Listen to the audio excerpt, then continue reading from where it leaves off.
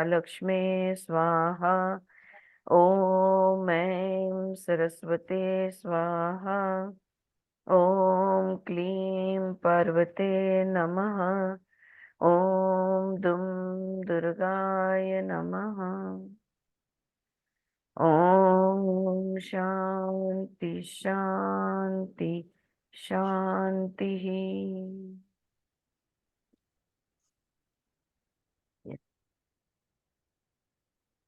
Okay, सो हम लोग आनंद और देवदत्त इनके बारे में हमने कल पढ़ना शुरू किया। और आनंद के बारे में उन्होंने बताया कि आनंद बहुत अटैच थे गौतम बुद्ध से, और उनके साये की तरह रहते थे, उनकी देखभाल करते थे, बहुत ही ज्यादा प्यार था। जैसे हम कहते हैं ना, लोभ, मोह, माया। तो ये माया बहुत थी उनके बुद्ध पे, और इसलिए उनको मुक्ति नहीं मिल पाई। और देवदत्त जो थे, ये देवदत्त उनके दुश्मन थे। देवदत्त गौतम बुद्ध से जिंदगी भर कंपटीशन में रहे। देवदत्त के पास बहुत सारी सिद्धियां थी, पर वो दुश्मनी के वजह से, ईगो, ये दुश्मनी कब होती है? जब ईगो खड़ा हो जाता है तभी दुश्मनी होती है। राइट? तो ये because of that, because he was an egoist, he could not attain enlightenment, and neither could आनंद। ये बात हम लोग ने कल की थी। और फिर हमने wasn't Devadatta too ambitious and very self centred, तो वही बात हो गई वो। थर्ड चक्र के बारे में फिर हमने बात की कि जब फर्स्ट और सेकंड चक्र में इतने ब्लॉकेजेस होते हैं, तो थर्ड चक्र जो है ये ओपन नहीं होता या इम्बैलेंस में जाता है। तो थर्ड चक्र जब इम्बैलेंस में है, थर्ड चक्र, तीसरा चक्र, मणिपुर चक्र अहंकार का स्थान है। और या तो अहंकारी इंसान बनता है, या तो उसका अहंकार का परिवर्तन हो जाता है, और वो देव तत्व में आ जाते हैं या आत्म तत्व में आ जाते हैं। दोनों बातें अग्नि तत्व से ही होती है। यहाँ तक हमने पढ़ा था। तो आगे उसी को, बात को लेकर लेखक पूछते हैं, so did Devadatta not even become a Sotapanna?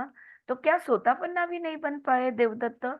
तो देवी कहती है, ही डिड नॉट, नहीं, वो नहीं हो पाए। How was he able to be so influential in the Sangha if he was not even a Sotapanna? The scriptures say that he created a schism in the Sangha and persuaded many monks to leave Buddha and go with him instead. तो लेखक पूछते हैं कि ग्रंथों में ऐसा लिखा गया है कि देवदत्त दुश्मन थे बुद्ध के, लेकिन उनका इन्फ्लुएंस इतना ज्यादा था कि कई फॉलोअर्स जो थे बुद्ध के, उनको उन्होंने संघा से तोड़ दिया, संघा से अलग लेके अपने फॉलोअर्स बना लिए। तो इतना इन्फ्लुएंस कैसे चलता था? अगर वो actually it is Shrotapanna. Okay, I read it up a little. Shrotapanna. अपने योग में अपन या ज्ञान मार्ग में श्रवण मनन निधिध्यास कहते हैं।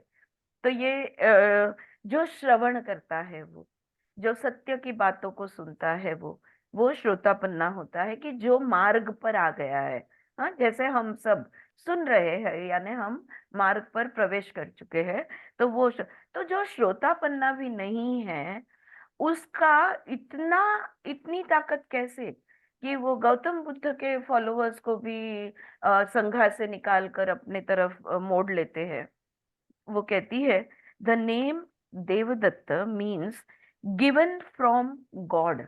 आप जानते हो देवदत्त का, जिसको भगवान ने दिया है, देव ने जिसे दिया है, उसका नाम होता है Devadatta. He was born with the gift of psychic powers.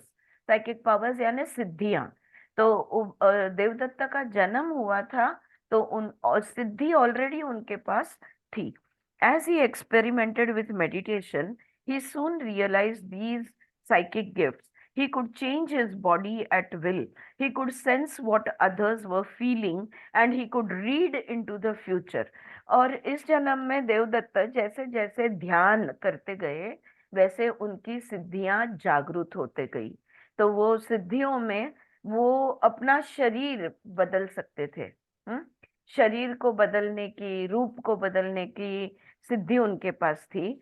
दूसरों की भावनाओं को वो जान सकते थे कि दूसरे क्या महसूस कर रहे हैं, ये वो जान सकते थे। और तीसरा चीज, वो भविष्य देख सकते थे। ये सिद्धियां देवदत्त के पास थी। ही deluded many about his spiritual attainment using his psychic powers। और ये जो सिद्धियां है, इनका यूज करके उन्होंने बहुत लोगों को मार्ग से भुलाया। आपण म्हणतो ना, भूल पाडली, लोकांना भूल पाडून टाकली। So he turned many people in that way. Did he not see his own downfall if he could read into the future? अगर वो भविष्य जानते थे, तो क्या उन्हें अपना ही भविष्य नहीं दिखा कि हम कितनी बुरी तरह से गिरने वाले हैं? ये उनको दिखा नहीं। वो कहती है, this is the danger of having a psychic ability without having open the lower chakras. जब तक तुम्हारा मूलाधार और स्वादिष्ठान बैलेंस होकर खुला नहीं है, और अगर तुमने सिद्धियों का वापर करना शुरू कर दिया, बस ये ही घातक बन जाता है। Psychic powers by themselves give you neither wisdom nor enlightenment. देखो, अगर तुम्हारे पास कोई सिद्धि है, यानी वो उस सिद्धि के वजह से तुम्हारी विवेक बुद्धि जागृत हो जाएगी, ऐसा नहीं होता। विजडम जिसको हम कहते हैं, विवेक जिसको हम कहते हैं, ये कोई सिद्धि के वजह से जागृत नहीं हो सकता, और ना ही आत्म साक्षात्कार कोई सिद्धि से प्राप्त हो सकता है। They are a gift and one must know how to use the gift properly. सिद्धियां तो एक फल स्वरूप है, और इस फल का किस तरह से यूज करना है, वो जानना जरूरी है। वरना तुम स्वार्थ के लिए जब भी सिद्धियां यूज की गई है, तब तक उस व्यक्ति का डाउनफॉल हुआ है। one has to either open one's lower chakras, or if one has not fully opened the lower chakras, then one must work to keep these chakras dormant, like what the great shamans do with much prayer, meditation and seclusion। देखो, यहाँ पे वो दो बातें कहती है। सिद्धियां प्राप्त जब होती है, जब तुम्हारे पास ऑलरेडी सिद्धि है, तब तुम दो चीजें कर सकते हो। पहली बात यह है कि नीचे के दो चक्र जो है, मूलाधार और स्वादिष्ठान, इनको पूरी तरह से बैलेंस में लाओ। ओके। उस सिद्धि का अगर आपको कोई यूज भी करना है या नहीं भी करना है, लेकिन तुम्हारे नीचे के दोनों चक्र अगर बैलेंस में होंगे, तो देखो, भय नहीं होगा और इच्छाएं नहीं होगी। राइट? बिकॉज मूलाधार से भय तैयार होता है और स्वादिष्ठान से इच्छा तैयार होती है, desires. when there is no fear and no desires, then there will not be any problem about the siddhis cannot create। siddhis are tools। वो तो एक फल है।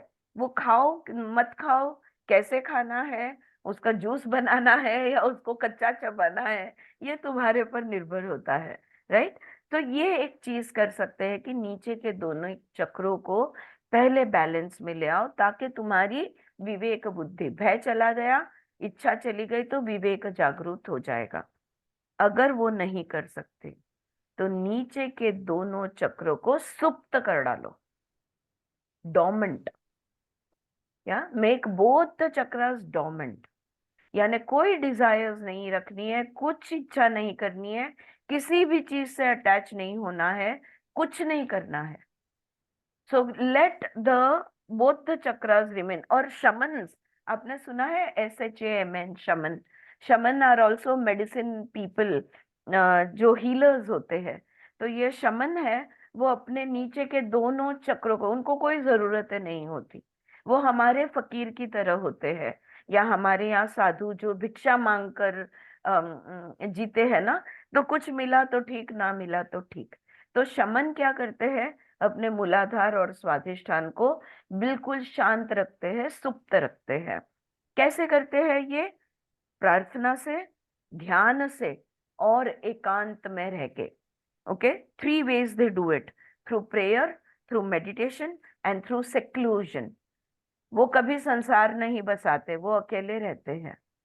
Shamans generally are people who live alone, and they are always in meditation and in prayer. Hmm? Otherwise, one sees selectively into the future using the filter of one's ego to delude oneself. अगर ऐसा नहीं किया तो सिद्धि को की तरफ देखने का नजरिया जो है ये अहंकार से धुंधला हो जाता है। तो सिद्धि का जो मतलब है, सिद्धि कहाँ पे यूज करनी है, उसका जो विवेक है, उसका जो ज्ञान है, ये गलत, ये इसमें भ्रम तैयार हो जाएगा। भ्रम इसलिए भविष्य भ्रम में होगा और भविष्य को भ्रमिष्ट होकर देखेंगे। हाँ, क्योंकि आंखें क्या कहते हैं, धुंधला गई है। The eyes are not clear, so there will be delusions. Devdatta saw through his third eye that many disciples of Buddha would become his disciples, but through the filter of his ego, he could not see that soon after leaving Buddha, they would leave him and return to Buddha.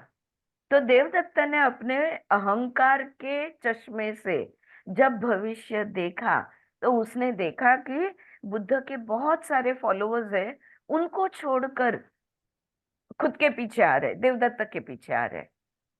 लेकिन उन्होंने उतना ही देखा, आगे अहंकार का चश्मा था ना, तो आगे का पूरा देखा नहीं उन्होंने कि वापस जब देवदत्त के पीछे आते हैं तुरंत ही देवदत्त को छोड़ के फिर से बुद्ध के पास लोग वापस चले जाएंगे, ये उन्होंने नहीं देखा। Is the future deterministic? With perfect foresight, could Devdatta have seen that the monks would leave him and go back to the Buddha? यहाँ पे लेखक पूछ रहे हैं, ये जो भविष्य होता है ना, क्या ये भविष्य निश्चित होता है? डिटर्मिनिस्टिक मीन्स निश्चित होता है। अगर देवदत्त ठीक से देख पाते तो क्या वो ये देख पाते कि बुद्ध उन्हें छोड़, अरे, बुद्ध के फॉलोवर्स देवदत्त को छोड़ के दोबारा बुद्ध के पास चले जा रहे हैं, क्या वो ये देख पाते? वो कहती है, there are quantum choices that arise out of your free will and you can co create alternative realities based on these choices, but once you have made these choices, you are on a deterministic path based on the law of karma until you are faced again with more quantum choices. अगर simple language में कहे, हर पल, हर क्षण, हर चीज को लेकर हमारे पास choice होती है, लेकिन जिसको हम फ्री विल कहते हैं, राइट, हमारी इच्छा अनुसार हम चॉइस करते हैं। वो इच्छा हमारे अनुसार है, उसमें प्रारब्ध कर्म नहीं है, संचित कर्म नहीं है। हमारी इच्छा, मुक्त इच्छा से हम चॉइस करते हैं। लेकिन एक बार तुमने चॉइस कर लिया तो जो कर्म का सिद्धांत है ये एप्लीकेबल हो जाता है, और जैसे तुमने पासे डाले उसका परिणाम उस हिसाब से होगा। अगर आपने चॉइस कर लिया कि मैं राइट में जाऊंगी, तो आप राइट दिशा से, जहां जो जगह उधर है वहीं पे तुम पहुंचोगे। अगर तुमने सोच लिया कि मैं लेफ्ट से जाऊंगी, तो लेफ्ट में जो जो भी शहर, जो भी जगह है, आप उधर पहुंचोगे। चॉइस बहुत सारी होती है, और वो होने के बाद फिर भी तुम्हें चॉइस होता है कि अब आगे क्या करें। So always we have a choice, alright, but once the choice is done, the result is going to be according to the choice made. Okay, अगर किसी चीज को रोल किया गया है फॉरवर्ड्स, तो वो चीज आगे ही जाने वाली है, उसको तुम उल्टा नहीं घुमा सकते। वो कर्म का सिद्धांत है, जिस दिशा से चल निकल पड़े अंत भी उधर ही होगा, राइट। आई बात समझ में आलं ना, लक्षात काय म्हणताय तिकडे? Okay okay, so some choices put you on your soul path while other choices put you on your ego path. कोई कोई चॉइस हम करते हैं वो हमें हमारे आत्म मार्ग पर, जो भी इस जन्म के लिए हमने हमारे लिए जो कार्य तय किया है जन्म लेने से पहले, जो हमें याद नहीं है, ऑलराइट, उस कार्य के मार्ग पर हम चलेंगे। लेकिन अगर हम अहंकार के मार्ग पर चल गए तो परिणाम उस हिसाब से होगा, आत्म मार्ग पे चल गए तो परिणाम उस हिसाब से होगा। Right. We are talking about ego and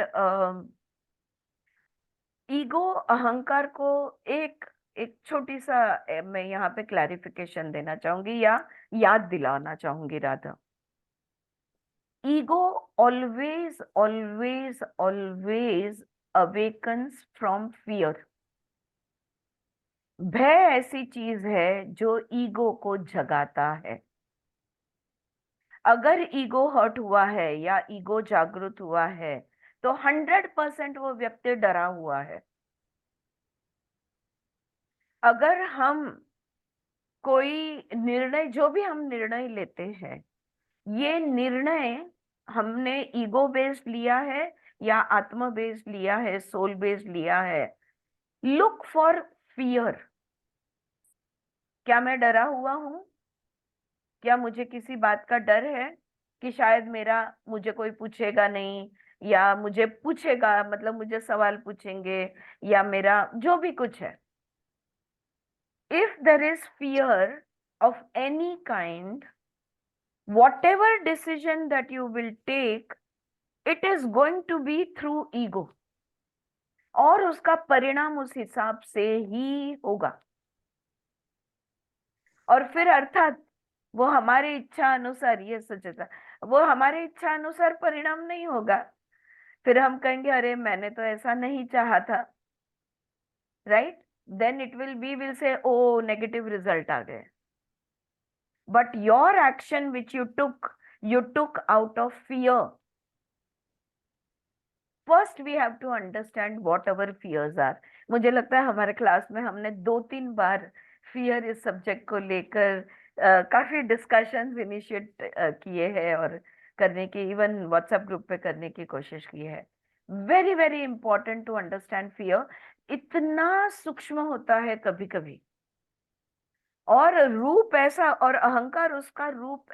वो अहंकार बताएगा नहीं नहीं नहीं नहीं, मैं नहीं डरती, अहंकार बोलेगा नहीं नहीं, मैं किसी के बाप को नहीं डरती, मुझे किसी का भय नहीं है। The ahankar changes, ego changes the look of the fear that we are not able to recognise it. Yes ममता।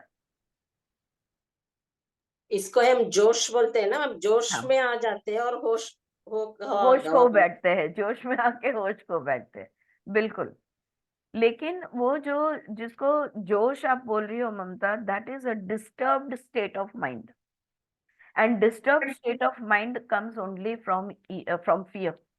हाँ अंजलि। पण कधी कधी असं वाटतं की आपण नाही घाबरते, पण जेव्हा ऍक्च्युअल परिस्थिती समोर आल्यानंतर समजतं की नाही, आपल्याला अजून भीती आहे. आहे, बरोबर आहे, पण मी अजून लिटरल भीतीची गोष्ट नहीं करत है। मतलब हाँ. मेरे सामने एक फियर्स डॉग आ गया और मैं डर गई, मैं वो वाले भय की बात नहीं करती। संबंधों को लेकर, धन को हाँ. लेकर, दौलत को लेकर, घर बार को लेकर, अपने फोन को लेकर, मेरा पेन पेपर को लेकर, ये मेरा पेन है, मेरा पेपर है, अरे मेरा पेन किसने लिया, और हे मेरा पेन पण क्यों लिया। देखो कितना सिंपल एग्जाम्पल दे रही हूँ। मेरा पेन किसने लिया, गुस्सा आया, और क्यों लिया, ईगो खड़ा हो गया कि भाई मेरी चीज थी, वो किसने ली। तो ये इसको हम ईगो नहीं बोलेंगे। या मैं डरता थोड़ी हूँ, मैं डर गई इसलिए मुझे गुस्सा आया क्या, ऐसा पूछूंगी मैं? बस मेरी वस्तु है, मुझे मेरी वस्तु मेरे पास चाहिए। Anger will come from ego, ego will rise out from fear, at the base of it there is fear कि मेरी चीज अगर कोई ले गया तो मुझे कम पड़ने वाला है। अभाव, and abhav also comes from fear. Whatever whoever says, you stay calm, you stay collected. If you are not, okay, लिया होगा यार किसने तो भी, you're okay with it, or you keep it in such a way that nobody is able to touch it. So you take care of it. right? But ego and fear, my point is that ego and fear go hand in hand, 100%. और उसमें से ही अभाव, गुस्सा, anger, all these things come out of these two things. Okay, so that's the point that I want to make. So some choices put you on your soul path while other choices put you on your ego path. कोई कोई choice तुम्हें, तो जब भी हम निर्णय लेते हैं तो मेरा भय क्या है, मैं क्यों, कौन से बात से डर रहा हूं, मेरा डर क्या है, और डर पे आधारित अगर मैं निर्णय लेती हूँ तो उसका परिणाम सुखद होना मुश्किल है, हो सकता है शायद, बट मुश्किल है, राइट? लेकिन अगर मैं लव बेस्ड डिसीजन लेती हूँ, सोल बेस्ड डिसीजन लेती हूँ, तो वहां पे दुख नहीं आ सकता, एटलीस्ट दुख नहीं आ सकता, सुख आए या ना आए, राइट?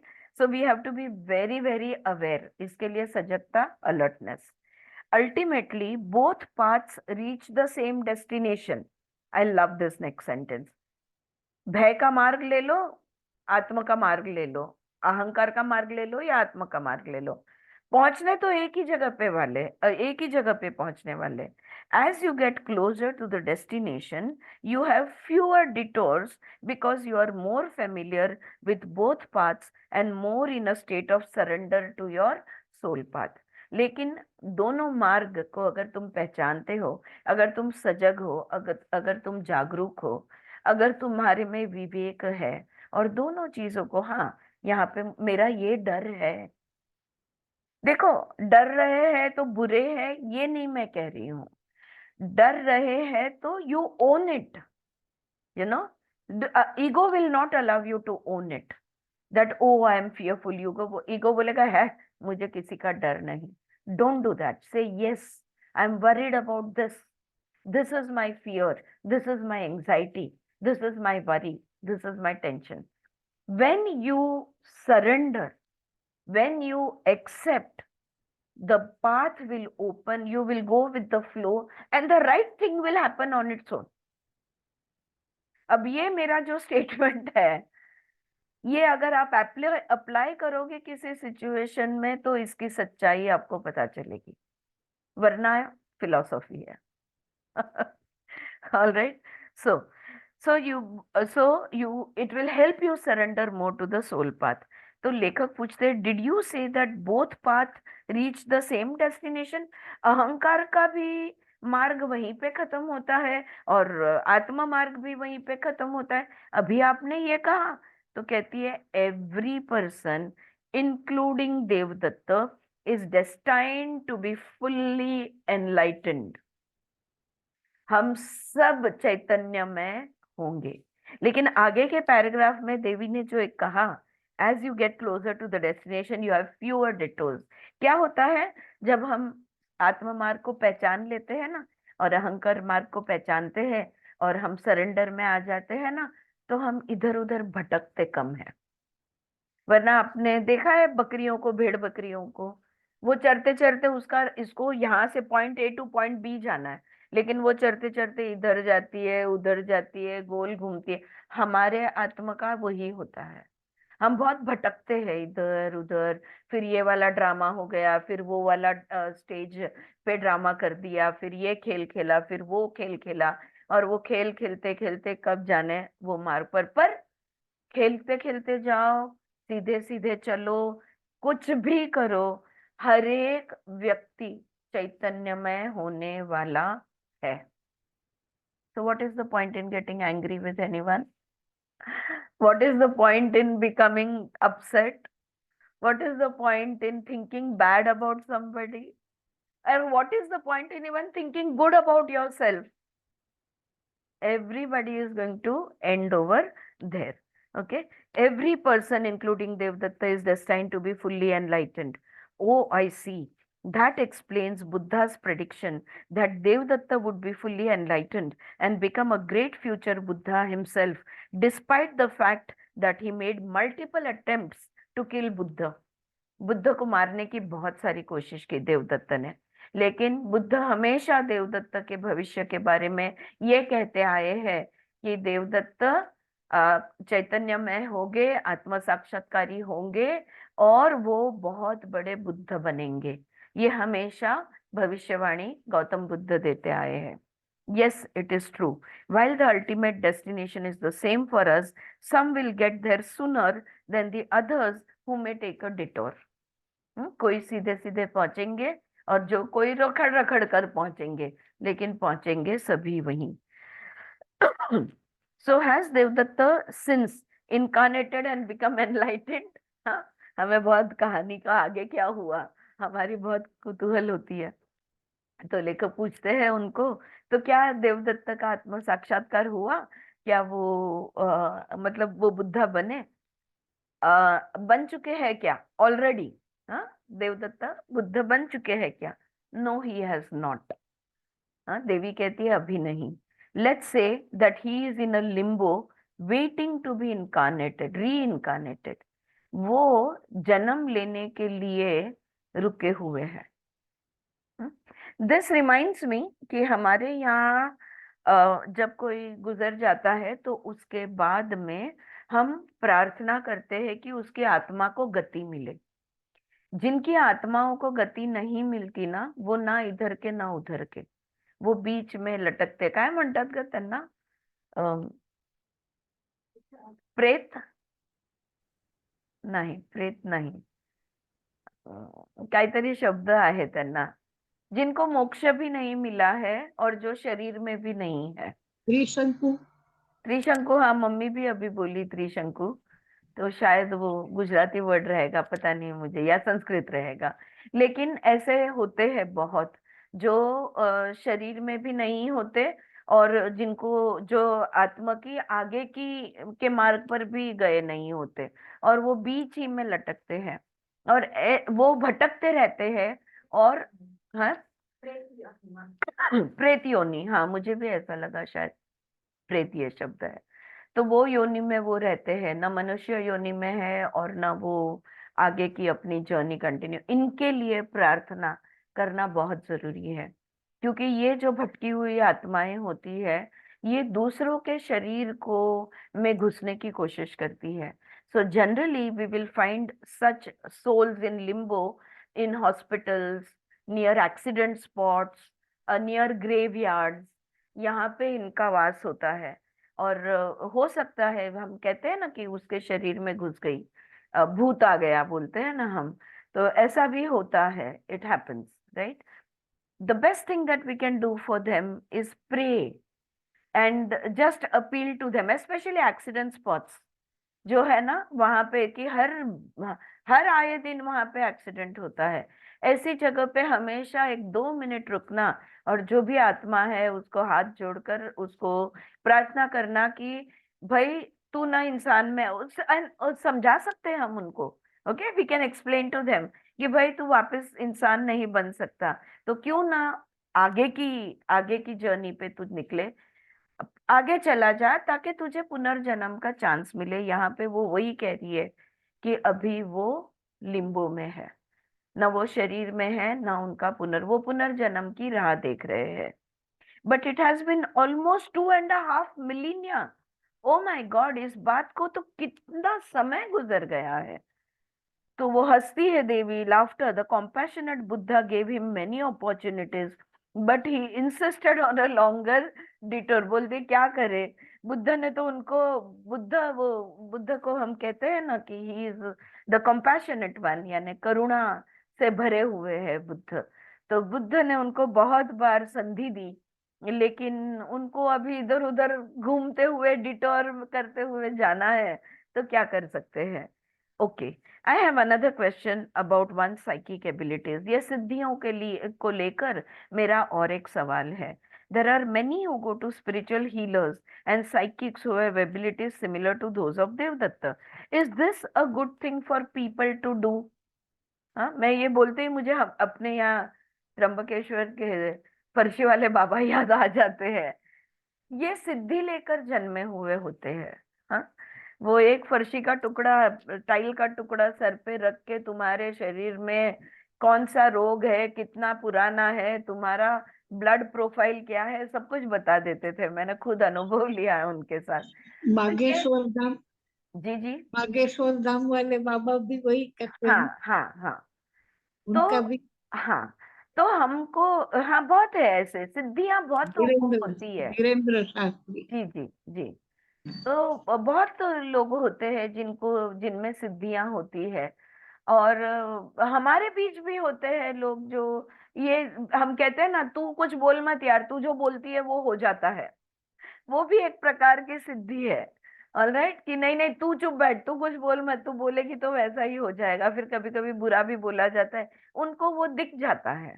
तो ये एक प्रकार की साइकिक एबिलिटी, या जिसको हम सिद्धि कहेंगे, वो है। सवाल यहाँ पे ये पूछा जाता है कि इनकी सिद्धियों को लेके कोई सवाल नहीं है, ऐसे लोगों के पास क्या हमने जाना ठीक बात है? ओके, ऐसा सवाल मैंने कभी नहीं किसी को पूछते हुए सुना। Is it okay for us to go to such people who are having psychic abilities?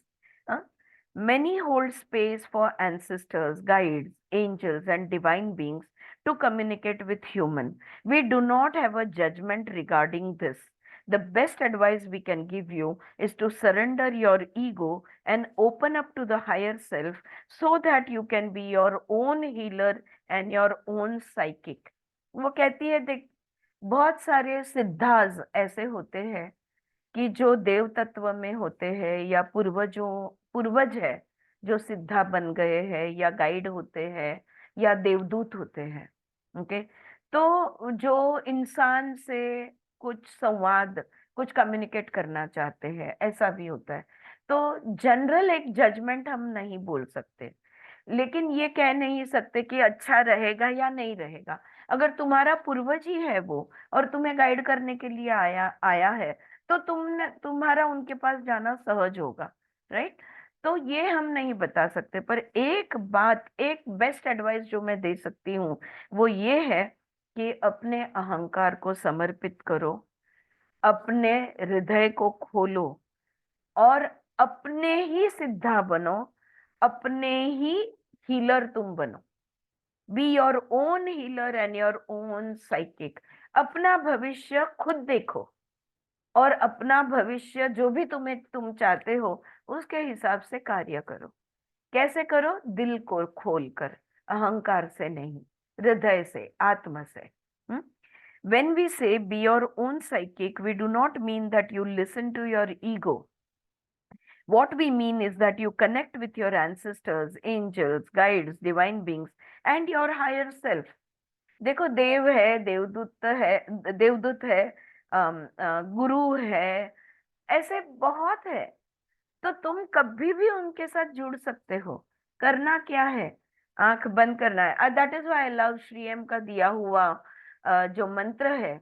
जब भी मुझे दुविधा होती है, या मतलब करूँ या ना करूँ, या मैं गाइडेंस चाहती हूँ ना, तब मैं ये मंत्र हमेशा बोलती हूँ, ओम ह्रीम गुरुभ्यो नमः। हम्म? तो always you keep repeating the मंत्र कि गुरु आप मुझे गाइड करो। और कोई इंसान के रूप में वो आएगा ऐसा जरूरी नहीं है, लेकिन जो होगा वो सही होगा। तो कोई रूप या कोई साधन बन के आना उनको जरूरी भी नहीं है। लेकिन सो ओम ह्रीम श्री गुरुभ्यो नमः, दैट्स द एग्जैक्ट मंत्र।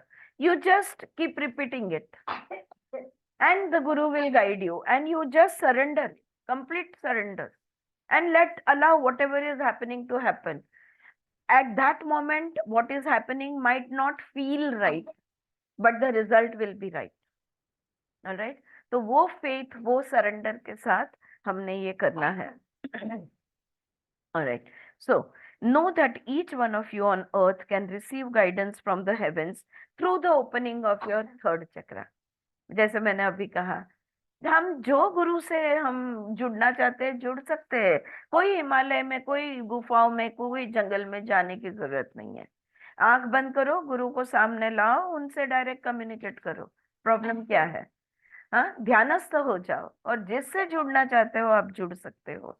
ये तीसरा चक्र जब हमारा खुलता है ना, तो इससे तीसरा चक्र खुलता है, ऐसा भी हम कह सकते हैं, या तीसरा चक्र खुलने से ये होता है, ऐसा भी हम कह सकते हैं।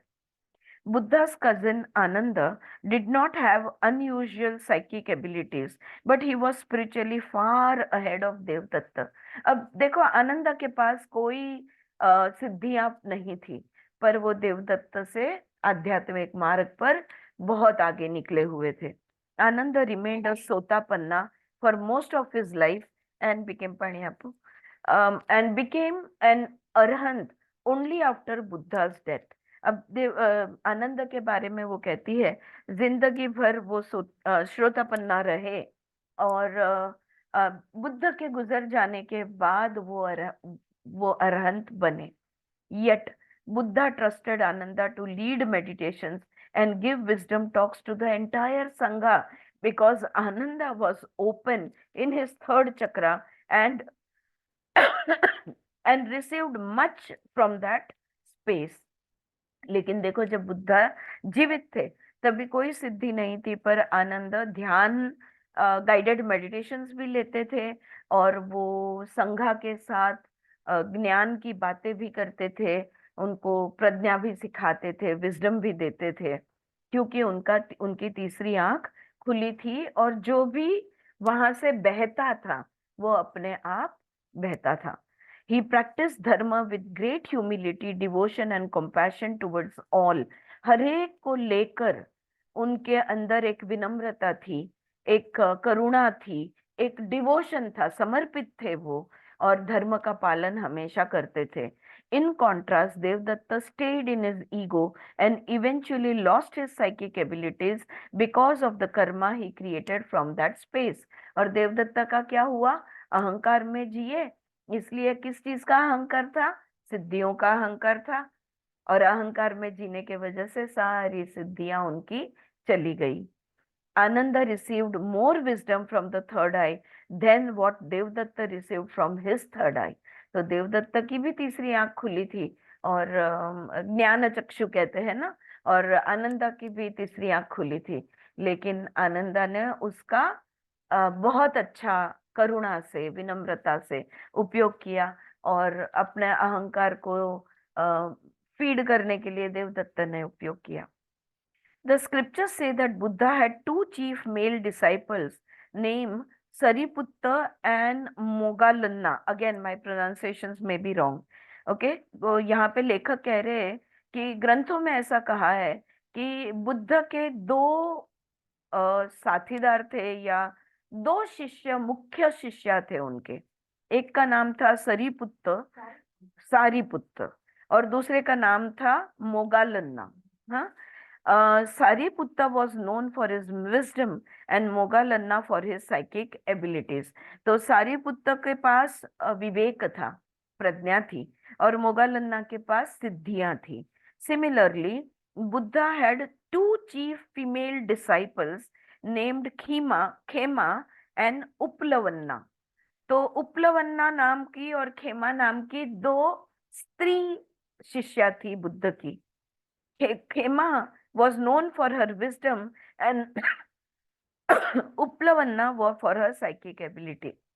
और जैसे सारीपुत्र और मोगलन्ना के पास प्रज्ञा और सिद्धि थी, वैसे खेमा और उपलवन्ना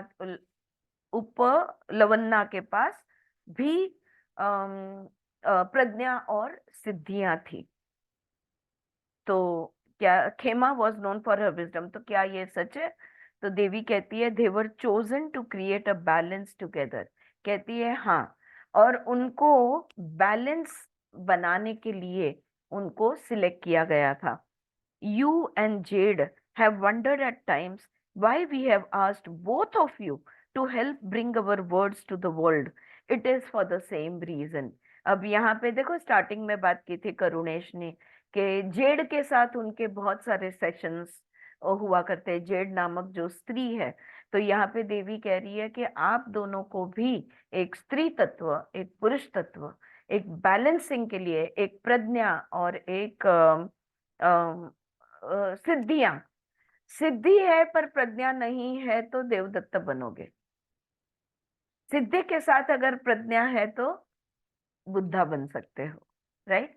तो वो प्रज्ञा का होना बहुत, तो ये बैलेंसिंग के लिए सिलेक्ट किया जाता है। Interesting. What prevented Ananda from becoming an arahant while Buddha was alive? I find it strange that he remained only a Shrotapanna while thousands became arhants around him. फिर से लेखक वही सवाल पूछते हैं कि आनंदा क्यों नहीं अरहंत बन पाए बुद्ध के जीते जी। लाखों लोग को अरहंत बन गए, मुक्ति मिल गई, आत्म साक्षात्कार हो गया। बुद्ध के साथ कंटिन्यूअसली वो साथ में थे, वो अरहंत क्यों नहीं बन पाए। देवी कहती है, think of many who spend their whole lives serving others but were not enlightened until their very end. We told you earlier how Mother Teresa had a profound awakening the month before she crossed over. Ananda's story is not so different from Mother Teresa's. Unlike other disciples in the Sangha, Ananda did not have extended periods of solitude in which he could let go of everything and totally empty his mind. Let us say he became attached to serving Buddha. ये जवाब में मैं दो चीजें point out करूंगी। एक तो वो कहती है कि जो लोग दूसरे की सेवा में अपनी जीवन बिताते हैं उनका वो चैतन्य में नहीं हो जाते या उनका आत्म साक्षात्कार नहीं हो पाता। आखिर में होता है, एंड में होता है, मृत्यु या मृत्यु के बाद होता है, लेकिन जीते जी वो नहीं होता। ओके। और मदर टेरेसा और आनंदा दोनों की कहानी अलग नहीं है। क्या होता है जब तुम दूसरे की सेवा में रहते हो तो अपनी साधना के लिए जो एकांत चाहिए, सब कुछ छोड़ने के लिए जो अकेलापन चाहिए, वो अकेलापन तुम्हें नहीं मिलता। Very, very important point over here. It is like, I'm receiving a message for myself. That's solid. Yes, Mamta, you too. Solitude is very important. एकांत में जाना बहुत जरूरी है। सेवा करो, घर संसार चलाओ, कुछ भी करो, लेकिन अगर तुम्हें घंटे घंटे अकेला रहने मिलता है या दिन दिन मिलते हैं या दिन के 2 घंटे मिलते हैं या 4 घंटे मिलते हैं या 10 घंटे मिलते हैं, जितना समय तुम्हें अकेला रहने को मिलता है वो समय सब कुछ छोड़ने का समय होता है। Let go of everything when you are alone on your own. No running of the mind, no future planning, no thinking of the past and crying or laughing or any of it. No past, no future, कुछ नहीं।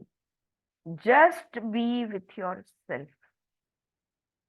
The more everything, तभी जो भी सोच आते हैं, जो भी भावनाएं आएगी, जाने दो, छोड़ दो, छोड़ दो। Let it go, let it go, let it go. पूरी तरह से अपने आप को समर्पित कर दो। जो भी भगवान में तुम विश्वास रखते हो, अगर कोई स्पेसिफिक भगवान है या तो ब्रह्मांड को, cosmic energy, just give yourself, surrender yourself completely. Very important message for us. Alright, तो बस सवाल ये था कि आनंद जीते जी क्यों नहीं अरहंत बन पाए या उनका आत्म साक्षात्कार क्यों नहीं हुआ। यही है कि बुद्धा की सेवा में लगे रहे। हाँ, बुद्ध की सेवा में तो बुद्ध का मोह भी आया उसमें, तो हमेशा बिजी रहे। उनको वो एकांत जो सीता को मिला, जो द्रौपदी को मिला, जो राधा को मिला, ये जो इन लोग को जो भी एकांत मिला, वो एकांत यशोधरा को मिला, वो एकांत तो मदर टेरेसा को भी कभी नहीं मिला और आनंदा को भी नहीं मिला। मदर टेरेसा मृत्यु के 1 महीने पहले उनको साक्षात्कार हुआ था कि अब मेरा समय खत्म हो रहा है, और फिर वो पूरी तरह से प्रार्थना में और एकांत में रहने की कोशिश में रही थी। Anyway, last question. Are you saying that our service to Buddha can become an attachment to किसी भी भगवान? यहाँ पे वो बुद्ध के बारे में पूछ रहे हैं कि अगर बुद्ध को समर्पित है या बुद्ध, तो क्या इससे एक मोह, एक बंधन हो सकता है? यस। हाँ, तुम अपने भगवान के साथ, याद है I'm not very clearly remembering the story or the names, but Ramakrishna Paramhans, इनको बस माँ का, काली माँ देवी का इतना मोह था कि उनके गुरु ने उनको वो मोह छोड़ने के लिए क्या क्या नहीं करवाया। क्योंकि उनके गुरु ने उनके गुरु का नाम भी मुझे पता था, मैं अभी भूल रही हूँ। उन्होंने रामकृष्ण परमहंस से कहा, जब तक माँ का मोह है आपको, आपको मोक्ष नहीं मिलेगा। और आई थिंक इतने हद तक वो गए कि उन्होंने एक कांच का पुतला बनाया देवी माँ का, और रामकृष्ण से कहा, तोड़ो इसे, फोड़ डालो इसे, टुकड़े टुकड़े कर दो, चूर चूर कर दो। जब तक तुम इससे अटैच्ड हो, एनी नेम, एनी फॉर्म, रूप, नाम रूप, जब जब तक हम नाम रूप से अटैच रहेंगे, मुक्ति मिलनी मुश्किल है। तो इसलिए वो कहती है, हाँ, अगर बुद्धा की सेवा में रहे, अगर बुद्ध से अटैच रहे, तो मुक्ति नहीं हो सकती। बट डू नॉट जज दिस, लेकिन इसे गलत नहीं समझना, okay. For it is a part of the divine timing to let go of an ascended one like Buddha. तो बुद्ध को छोड़ने का समय भी सुनिश्चित है, जब समय आएगा अपने आप छूटेगा। राइट। रामकृष्ण परमहंस को लेकर और एक कहानी बताई जाती है। उनको अन्न खाना बहुत पसंद था, और हमेशा उनकी जो माँ थी, मतलब माँ, उनकी पत्नी जो थी, जिनको माँ कहा जाता था, तो उनकी पत्नी हमेशा कहती, इतनी फूड से अटैच्ड हो आप, कैसे हो आप, इतना कुछ सब कुछ समझता है लेकिन फूड से आप इतने अटैच्ड हो। तो उन्होंने कह दिया था कि ख्याल रखना, अगर मैंने फूड का अटैचमेंट छोड़ दिया तो मैं छूट जाऊंगा। ये फूड ही है जो मुझे अभी यहाँ पे जीवित रख रहा है, ग्राउंडेड रख रहा है। If I let go of the attachment of the food, I will not remain. हाँ, मेरा अंत आ जाएगा। And that is what happened, ऐसा कहते हैं। Anyway, so serving the ascended ones like Buddha or Christ with an awareness of our attachments to these beings can be a much easier path to move beyond all attachments, including the attachments to these divine beings. लेकिन दुनिया को attach हो जाओ, इसको attach, उसको attach, उससे तो अच्छा है कि भगवान से अटैच हो जाओ। राइट। कभी तो समय आ जाएगा कि वो जो जो जिस देवी या देव या जिससे भी आप अटैच्ड हो, उससे आप कभी ना कभी तो छूट जाओगे। When you serve without any attachments to your ego, the will of the divine becomes your will. This is true surrender. तो अब जब हम सेवा करते हैं, जिसको हम सेवा कहते हैं ना, निस्वार्थ सेवा, उसमें से तुम्हें थैंक यू भी नहीं मिलता, कुछ नहीं मिलता, शून्य अपेक्षा। और जब सेवा करते हैं तो यहाँ पे अहंकार खत्म है, और अहंकार के बिना कोई अपेक्षाएं अहंकार को ही है। राइट। कोई अपेक्षा रखे बगैर जब हम सेवा करते हैं, तो इसी को तो समर्पण कहते हैं। Both Ananda and Mother Teresa were Shrotapanna for most of their lives. But unlike Devdatta, who died unenlightened, both Ananda and Mother Teresa attained the highest level of enlightenment in the final stages of their lives as they let go of all attachments and surrendered completely. तो जब पूरी तरह से समर्पित होते हैं, तो अंत में जब वो जिससे अटैचमेंट है वो भी नहीं रहता, और उससे अटैचमेंट छूटने के बाद वो पूरी तरह से मुक्त हो जाते हैं। As I said earlier, there is also timing issue in this, और वो सही समय आना जरूरी होता है। For example, in my life time as Yashodhara, I was able to let go of my attachment to the Buddha as I surrendered all before he returned to the palace after his enlightenment. अब मेरी बात ले लो, जब यशोधरा का मैंने अवतार लिया था, तब बुद्ध बनकर, यानी सिद्धार्थ बुद्ध बनकर महल में वापस आने से पहले ही मैंने सारे मोह का त्याग कर दिया था, या उनके मोह का मैंने पूरी तरह से त्याग कर दिया था। इसलिए वो चैतन्यमय हो गई थी। और बुद्ध भी अपने मार्ग पर अपने रीत से वो भी चैतन्यमय हुए, और बाद में जब वो वापस आए तो दो चैतन्य एक साथ आते हैं, तो आप समझ सकते हो कि ये यूनियन कैसा रहा होगा, राइट। यहाँ पे ये चैप्टर खत्म होता है। बुद्ध की कहानी खत्म नहीं हुई अभी। Should I go on to the next chapter? किस कुछ कहना चारू जी? ना, कंटिन्यू। All right. तो 23rd चैप्टर, इसका नाम है beyond, with in and without. हाँ, ये हमारे उपनिषद हमने छांदोग्यों में भी पढ़ा था। ज्ञात, अज्ञात और परा, known, unknown and beyond the known and unknown, ये 3 अवस्थाएं होती है। उसमें भी यही समझाया था। अब यहाँ पे beyond, with in and without, अंतर्मुख, बाह्यमुख, लेकिन अंतर भी नहीं बाह्य भी नहीं, इसके परा, उसके बारे में बात होगी। It is interesting that as Yashodhara you found enlightenment in whatever unfolded, but Siddhartha went to the extremes to find enlightenment. वो कह रही है, ये बहुत कह रहा है, देवी से कह रहे हैं करुणेश की ये बहुत अजीब बात है, आपकी जिंदगी में जो भी कुछ हो रहा था, देखो संसार में थी यशोधरा, पति छोड़कर चला गया, बच्चा छोटा था, सास ससुर थे, वो एक प्रिंसेस होने के नाते या राजकन्या जैसे ही है, तो उनकी ड्यूटीज थी, बच्चा छोटा था उसको संभालना था। लेकिन ये सारी चीजों के बीच उसने का आत्म साक्षात्कार हुआ। लेकिन गौतम बुद्ध को अति अति हो करना पड़ा हर चीज का। ये भी एक कहानी है कि गौतम बुद्ध ने वो अलग अलग आश्रम में काफी सालों तक वो रखड़ते रहे, अलग अलग आश्रम में जाते थे, अलग अलग गुरुओं बनाए उन्होंने, और हर एक ग्रंथ सीखे, उपनिषद, वेद, ये वो सारा अभ्यास किया, कुछ भी नहीं हो रहा है, साक्षात्कार हो नहीं रहा है, एनलाइटनमेंट हो नहीं रहा है, कोई लाइट दिख नहीं रही। और फिर बाद में उन्होंने तय किया कि मैं खाना छोड़ दूंगा।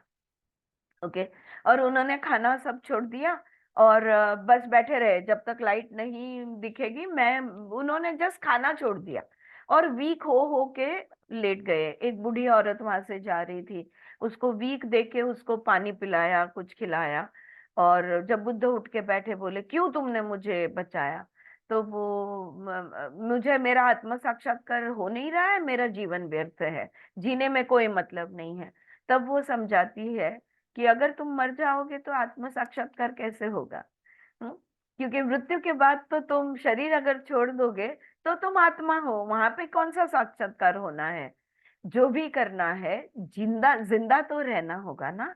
और ये बात गले उतरती है गौतम बुद्ध के, और उसके बाद में वो उस पेड़ के नीचे जाके ध्यानस्थ हो जाते हैं और पूरी तरह से ध्यान में लीन हो जाते हैं, Bodhi tree, under the Bodhi tree. एंड जब तक साक्षात्कार नहीं होता तब तक वो वहां पे समाधि में बैठे रहते हैं, और आखिर में उनका होता है। इतने एक्सट्रीम तक जाने की क्या जरूरत थी, लेखक यहाँ पे पूछ रहे हैं। He was back at the beginning, he was back at the beginning rediscovering himself.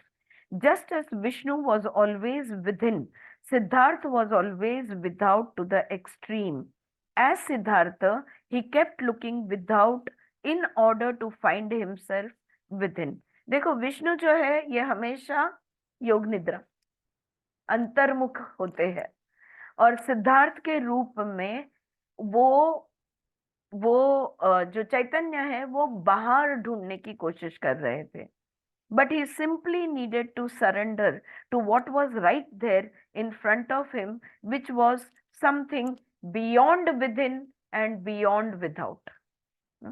Buddha को कोई इतनी सारी मेहनत करने की जरूरत नहीं थी, इतने सारे ज्ञान प्राप्त करने के।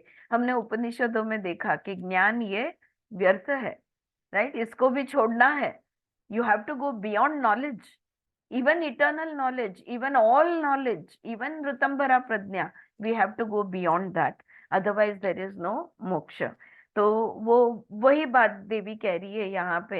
एक्चुअली उन्होंने सिर्फ समर्पित होना जरूरी था। ये ना अंदर की बात है ना बाहर की बात है, समर्पण की ये बात है। So initially, he was looking without meaning. He was trying to escape from his princely life. And then later, he continued to look without as he denied his needs in the jungle. लेखक पूछ रहे हैं यहाँ पे। तो पहले तो वो बाहर ढूंढने चले गए। क्यों? क्योंकि वो राजकुमार थे ना। तो अपने राजकुमार के पदवी का त्याग करके बाहर ढूंढने चले गए, और फिर बाहर ही ढूंढते रहे, और अपने अब खुद को निग्लेक्ट करते चले गए जंगल में। तो कहती है हाँ, and in both ways he was searching outside of himself in his mind. He had to surrender to what he had here and now, as both extremes represented different aspects of his ego. अगर अंतर्मुख होके ढूंढ रहे हो, वो ढूंढने वाला कौन है? कौन ढूंढ रहा है? अगर हम अंतर्मुख होकर किसी चीज को ढूंढ रहे हैं, तो हमारा कौन सा वो हिस्सा है जो ढूंढ रहा है? हु इज दैट सर्चर, और who is the one who is searching? The ego. Alright. और बाहर अगर ढूंढ रहा है, that is also the ego. देखो, इसलिए हम लोग सबने अभ्यास किया है कि सत्व रजत रज तम सत्व, इसमें भी सत्व में आने के बाद भी सात्विक अहंकार हो सकता है। Right. So ego can be a spiritual ego, जिसको हम कहेंगे। So all he had to do was be here and now wherever he was. तो क्या करना था बुद्ध को? वो जहां थे, जैसे थे, उस वहीं पे उन्होंने रुकना था, वहीं पे समर्पित रहना था। Here and now, yes, that is always the answer. Devi कहती है be here and now wherever you are. Okay, this is the lesson being told to us over here. And is that what he found in the end when he found the middle way? तो यहाँ पे वो बोलते हैं कि मध्य मार्ग उन्होंने जो ढूंढा, तो क्या वही था क्या अंत में उनको? द मिडिल पाथ ना, गौतम बुद्ध के मार्ग को द मिडिल पाथ कहते हैं, यानी मध्य मार्ग। ये एंड पे भी मत जाओ, वो एंड पे भी मत जाओ, मध्य मार्ग पर चलते रहो। तो क्या वो मिडिल वे था? तो देवी हंसती है, कहती है हाँ, you said lord Vishnu was always within, so is that the here and now? So वो विष्णु जो है वो हमेशा अंतर्मुख होते हैं। तो अंतर्मुख होने को हियर एंड नाउ, अभी यहाँ, ऐसे कह सकते हैं? तो बोलती है no, he was absorbed within. वो अंतर्मुख होकर ध्यानस्थ थे। Have I lost you guys? हरवलात का? नाही हरवलात? तो let me remind you one thing that, yeah Mamta, so let me remind you one thing that we read about yesterday, I think, and that was समाधि में जो उन्मनी भाव है, या समाधि का आनंद भाव जो है, आनंदमय कोश, उसमें रहना यानी समाधि में फंस जाना। ये बात उन्होंने समझाई थी। बहुत लोग हैं जो समाधि के सानंद समाधि जो पतंजलि ने बताया है, या सच्चित आनंद की जो अवस्था है, वो आनंद में खो जाते हैं। मैंने कल समझाया था, light of knowledge and light of the soul, both are lights, but we have to differentiate. जब हम ज्ञान का प्रज्ञा जब हमारी जागती है, विजडम जब रुतम भरा प्रज्ञा होता है, तेज फैल जाता है, और वो तेज के देख के हमको लगता है अरे आत्म साक्षात्कार हो गया। लेकिन नहीं, ये ज्ञान का तेज है, अभी आत्म साक्षात्कार नहीं हुआ। तो उस बात को देवी ने समझाया था कि समाधि में कैद होना। बहुत लोग हैं जो समाधि में कैद हो जाते हैं, क्योंकि इतनी आनंद महसूस होता है ना, परमानंद महसूस होता है, तो वहीं पे कैद हो जाते हैं। लेकिन वो मोक्ष नहीं है। तो वो यहाँ पे वही बोल रही है कि विष्णु अंतर्मुख है, वो अंदर से एब्जॉर्ब्ड है। Is this when you chose him for all the angel from all the angelic beings as your husband? तो क्या वो अंतर्मुख थे जब तुमने उन्हें पसंद किया पति के रूप में, तो कहती है हाँ, yes. So are you saying that Siddhartha was to without and Vishnu was to within? तो क्या आप कह रही है कि विष्णु आपके पति बहुत ज्यादा अंतर्मुख थे और सिद्धार्थ आपके पति बहुत ज्यादा बाहर चले गए? कहती है हाँ। Are you saying that the center that we are all searching for is beyond both within and without? In other words, going within can be as much as an illusion as going without. बाहर की दुनिया माया है, इसका मतलब ये नहीं है कि अंदर माया नहीं है। अंदर भी माया और बाहर भी माया। जहां जहां मन है वहां वहां पे माया है।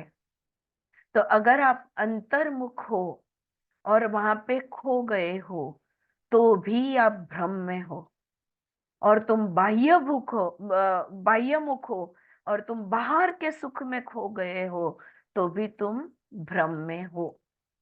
Both are an illusion. Is that right? पूछते हैं यहाँ पे। In other words, going within can be as much as illusion an illusion as going without. Devi हंसने लगती है। Everything is an illusion. Okay, सब कुछ भ्रमणा है। ओके, अद्वैत। अद्वैत, बिल्कुल। अद्वैत वेदांत is what we are she is coming up with over here. Everything is an illusion. Being is an illusion, not being is also an illusion. Existence is illusion, non-existence is also an illusion. We have to go beyond existence and non-existence, beyond both. That is moksha. That is true liberation. When we are neither here nor there, when we are all not all knowing, not all knowing and not all knowing, both. हाँ, ये brain को इस पर चिंतन मनन करना होगा। ये easy नहीं है इस बात को समझना। अद्वैत वेदांत इजी नहीं है क्योंकि पकड़ने के लिए कुछ है ही नहीं वहां पे। तो ये जो शून्य है, ये शून्य परा अपरा के परा है। न परा न अपरा, दोनों भी नहीं।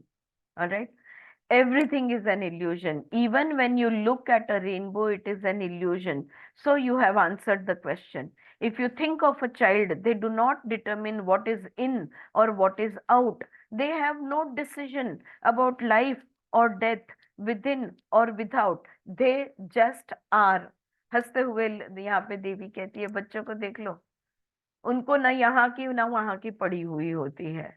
उनके लिए न दिन है न रात है, उनके लिए न जीवन है न मृत्यु है, उनके लिए कुछ भी नहीं है। वो बस जो है सो है, जो है सो है। मैं रहना बहुत मुश्किल है, बहुत कोशिश लगती है शुरुआत में।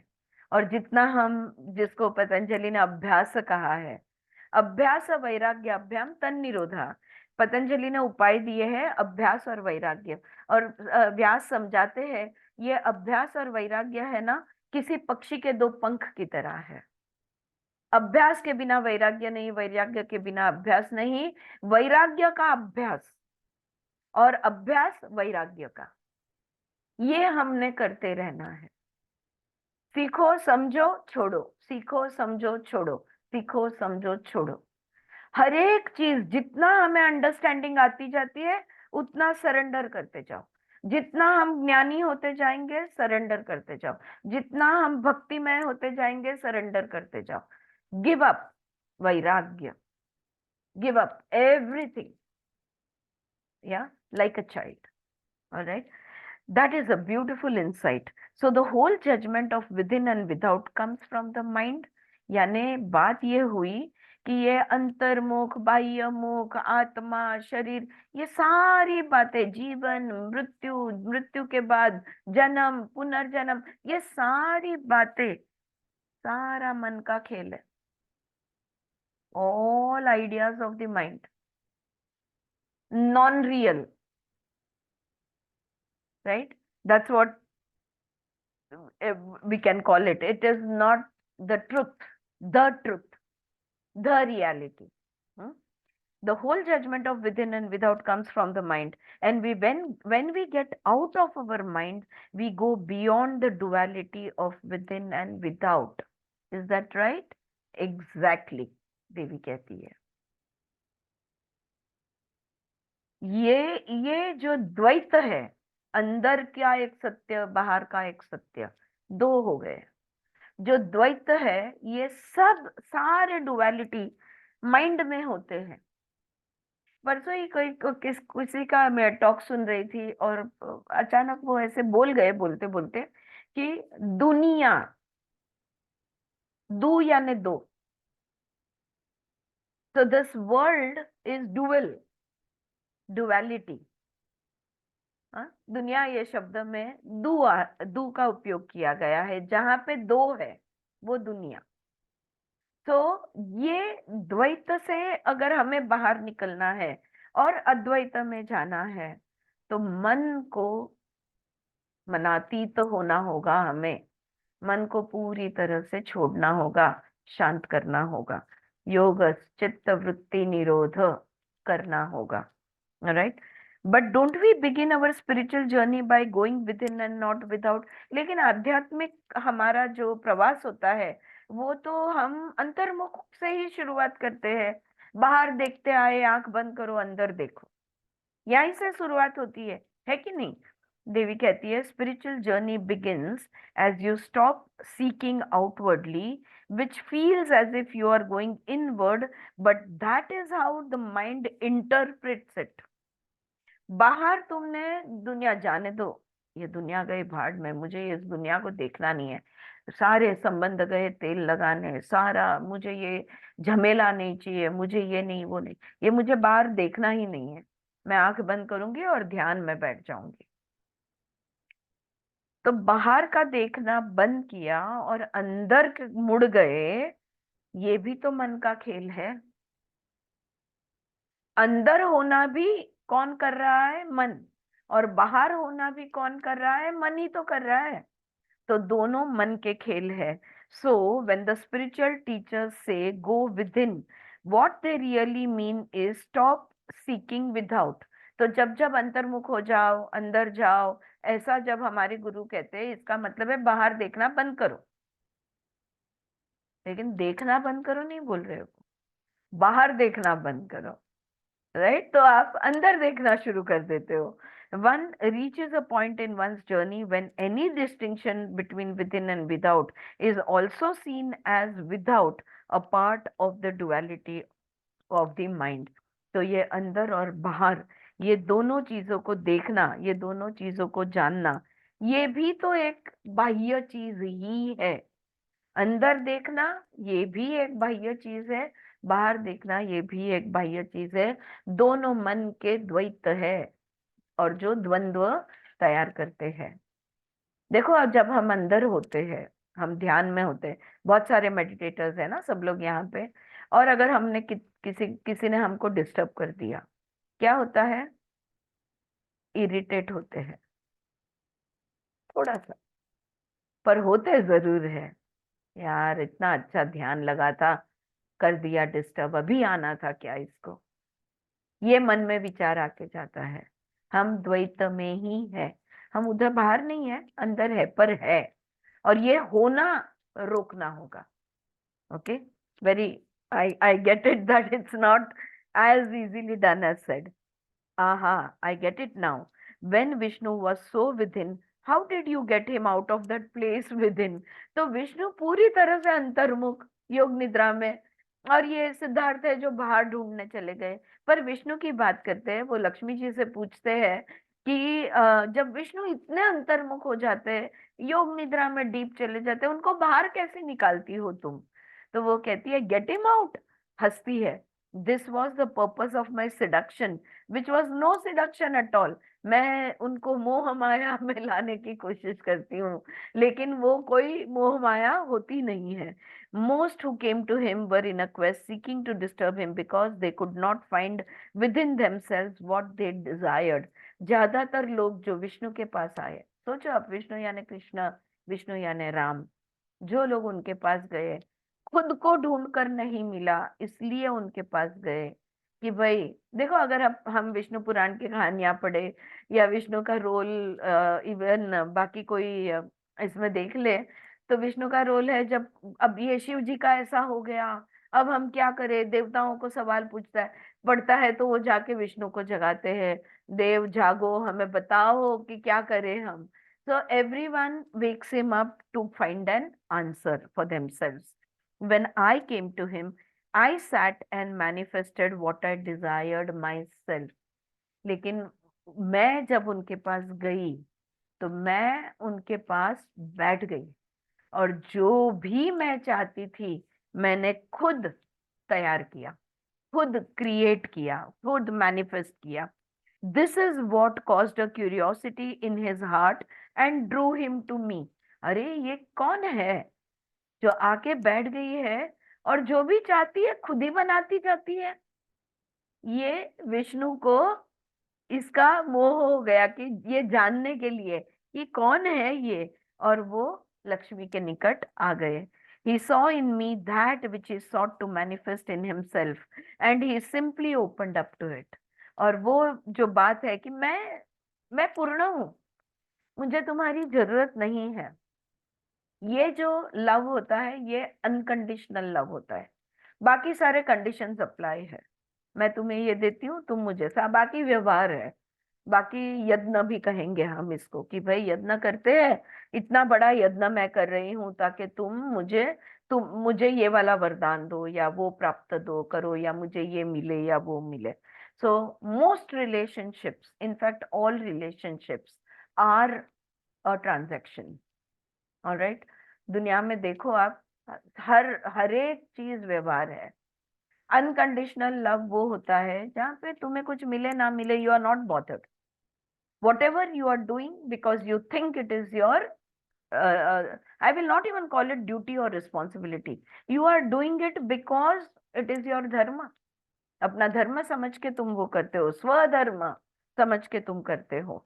Alright, so that is what caused a curiosity in his heart and he sought to manifest himself and he simply opened up to it. As he surrendered to me in our sacred union, he ascended to his seventh chakra. और जैसे हम दोनों एक हुए तो सहस्रा में हम कहते हैं ना जीव शिव का मिलन या आत्मा परमात्मा का मिलन या लक्ष्मी और विष्णु का मिलन कह लो, तो वो सातवां चक्र खुल जाता है. But was he not fully ascended when you chose him. तो यहाँ पे देवी ने कहा as he surrendered to me, जैसे विष्णु ने अपने आप को मुझे समर्पित किया, इन अवर सेक्रेड, हमारे पवित्र बंधन को वो समर्पित हुए, उनका सातवां चक्र खुल गया. तो लेखक पूछते हैं तो क्या तुम्हें मिलने से पहले उनका सातवां चक्र खुला नहीं था? I came to him as a goddess when he identified himself as the preserver of the worlds. जब विष्णु ने अपने आप को ये रोल लिया उन्होंने कि मैं स्थिति, उत्पत्ति स्थिति लय जिसको हम कहते हैं, तो मैं प्रिजर्वर हूँ. ये सब जो भी ब्रह्मांड है, ये सारी दुनिया शीतल काम करत सारी रहू दे गुड़ा, सारी दुनियाएं जो है इसका मैं प्रिजर्वर हूँ. ऐसा उन्होंने रोल जब अपने आप पे लिया तो मैं देवी बनकर उनके पास आ गई. He was all of existence and all of time. Vishnu जो है ये अस्तित्व है, विष्णु जो है ये समय है, past present and future. Vishnu में भूतकाल वर्तमान और भविष्य त्रिकाल है, वो तीनों काल उनमें समाये हुए हैं. which was his experience of being in the sixth chakra. लेकिन ये जो त्रिकालदर्शी होने का जो अनुभव है, ये आज्ञा चक्र यानी थर्ड आई चक्र, जिसको छठा चक्र भी कहा जाता है, ये छठा या आज्ञा चक्र में ये होता है. अनुभव जो है हमेशा आज्ञा चक्र में होता है. सहस्त्ररा में कुछ नहीं होता, इट्स शून्य, it's transcendent. All right, he was everything that ever existed or exists now or will exist in the future. Vishnu वो है जो पहले थे, अब भी है और हमेशा ही होंगे. Okay, as he opened his seventh chakra, he dropped his identification even with existence, which he finally saw as an illusion. और जब मुझसे वो मिले और जब हमारा पवित्र बंधन हुआ, तब उनका सातवां चक्र खुल गया और मैं त्रिकालदर्शी हूँ. मैं आज, कल और कल, कल, आज और कल, ये तीनों भी मैं हूँ. ये एक बंधन होता है. अस्तित्व मैं हूँ, टाइम एंड स्पेस मैं हूँ. ये जो उनका आइडेंटिफिकेशन था इन चीज के साथ, वो जो एक भ्रम था, वो भी भ्रम उन्होंने, क्योंकि सब कुछ भ्रम है. Everything is bhram, right? Everything is an illusion. माया है, सब कुछ माया है. वो माया भी उनकी छूट गई और सातवां चक्र खुल गया. So when Vishnu saw himself as all of existence and as the preserver of the worlds, did that also represent a very subtle attachment? यानी त्रिकालदर्शी होना या अनंत होना, है ना, क्या इसमें भी मोह, राग, जो शब्द योग सूत्र में हम यूज करते हैं, अटैचमेंट, इसमें भी वो होता है? Yes. This is not always what the world has understood, but that does not mean that no one has understood it. Yes, attachment is attachment. मैंने कहा ना, इतना सूक्ष्म होता है, हमारे ध्यान में भी, भय की तरह हमारे ध्यान में भी नहीं आता, right? These things that we teach are for those who want a fuller understanding of their infinite higher self. ये जो बात है, ये जो बोध है, ये उनके लिए है जिनकी प्रज्ञा ऑलरेडी जागरूक हो चुकी है और जो पूरी तरह से अपने आप को समझना चाहते हैं. So if you are in time, कल, आज और कल, ये भी अटैचमेंट है. तुम राग में हो. If you are in space, before, now and forever, then also you are in attachment. We have to go beyond time and space. We have to let go of even that attachment. All right. Last question. So, is he no longer the preserver of the worlds? तो क्या अब विष्णु इस ब्रह्मांड के कर्ता धर्ता नहीं रहे? क्या वो प्रिजर्वर नहीं रहे?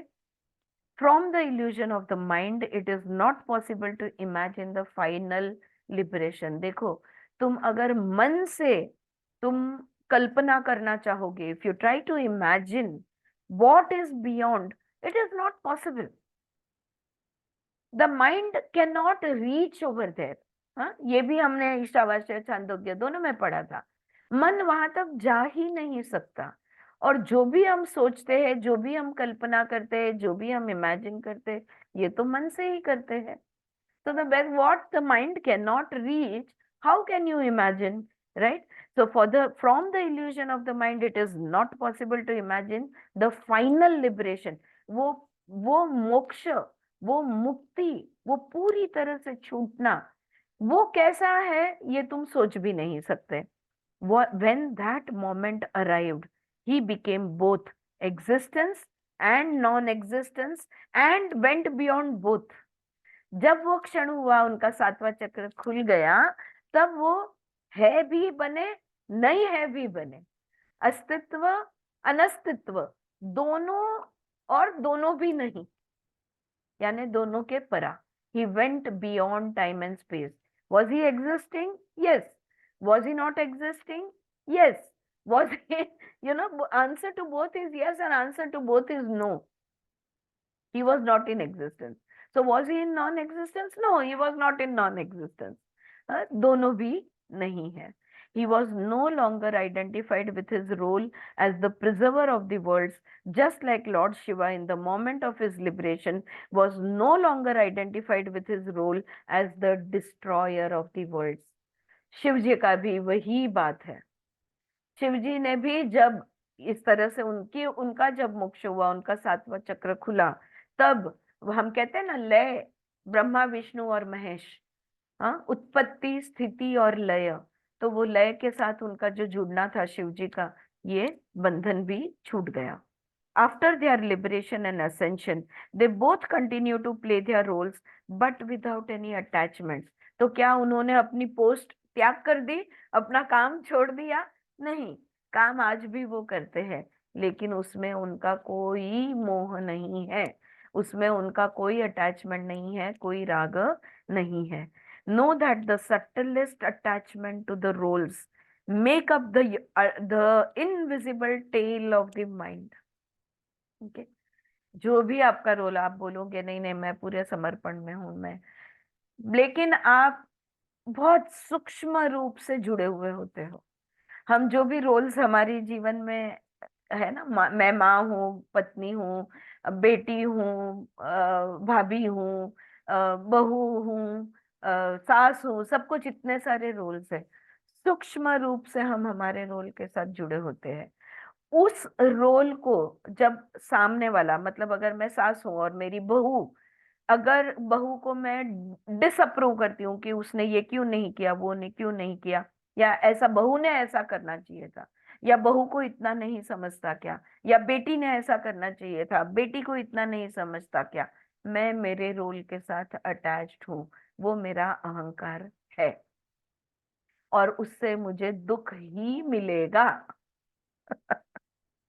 Now you can put this for, ये जो फॉर्मूला है इसको हर रिलेशनशिप में आप डाल दो, और हमारे अहंकार तो दिन में 8-10 बार तो दुख होता ही है. ऑलराइट, ये चैप्टर यहाँ पे खत्म हुआ और टाइम अप भी हुआ है. नेक्स्ट चैप्टर है फ्लावर्स ऑफ जॉय. आनंद के फूल खिलेंगे, हाँ कल खिलाएंगे हम इन्हें. Alright, the next chapter.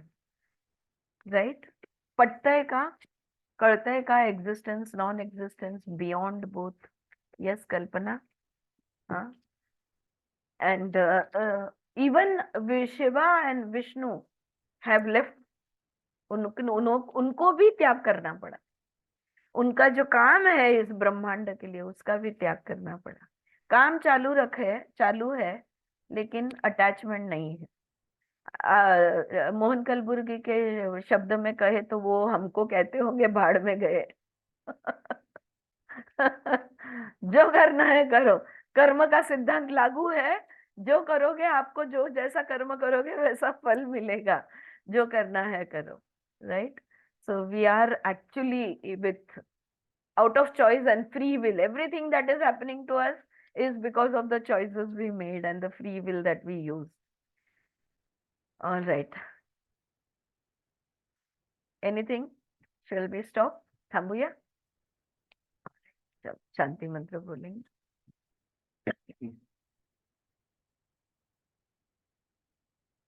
Om Shanti शांति शांति. हरि ओम तत्सत.